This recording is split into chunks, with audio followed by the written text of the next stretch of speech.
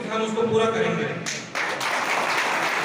अगर कोई वैसे पूरी सरकारी जमीन उपलब्ध है, अगर किसी कारणवश अगर नहीं भी उपलब्ध, हम रिया बड़ी के लोग इतने प्रबुद्ध हैं, जो हमने पादुकोला में भी देखा कि एक व्यक्ति ने अपनी 1 हेक्टेयर जमीन को निस्वार्थ भाव से पीएसपी पादुकोला के नाम पर दान किया।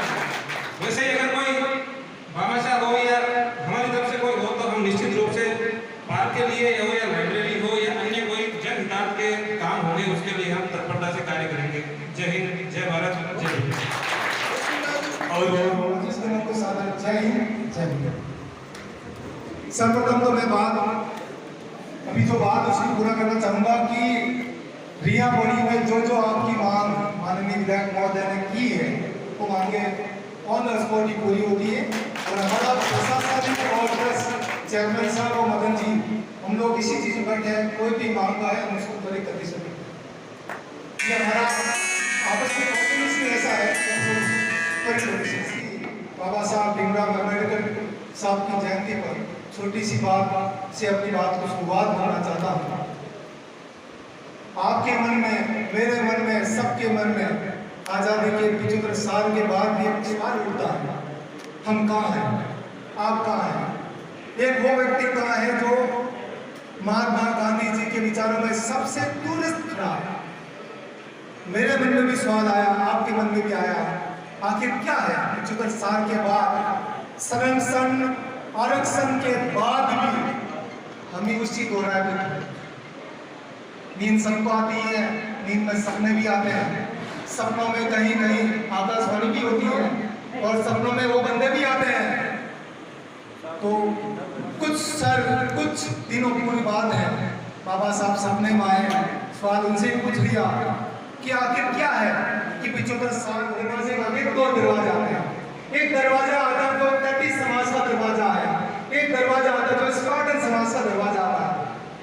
तो सर्वप्रथम बाबा साहब मुझे 33 समाज के दरवाजे पे लेके गए।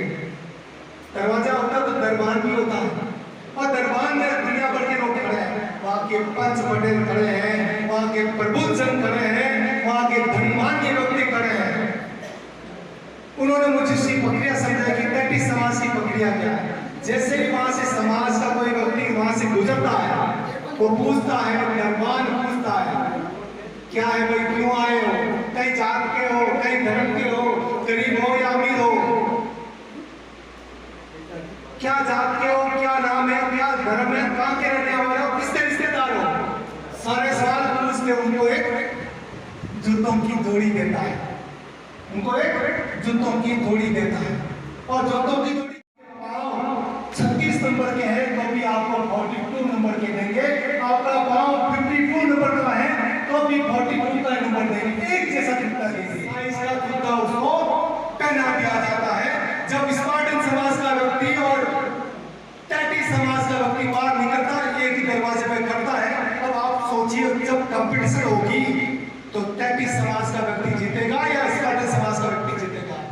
अब आपका जूता जब्बार साहब है, जूते पहन के 52 के जूते बना दिए 42 का, पैर चल पाएंगे क्या?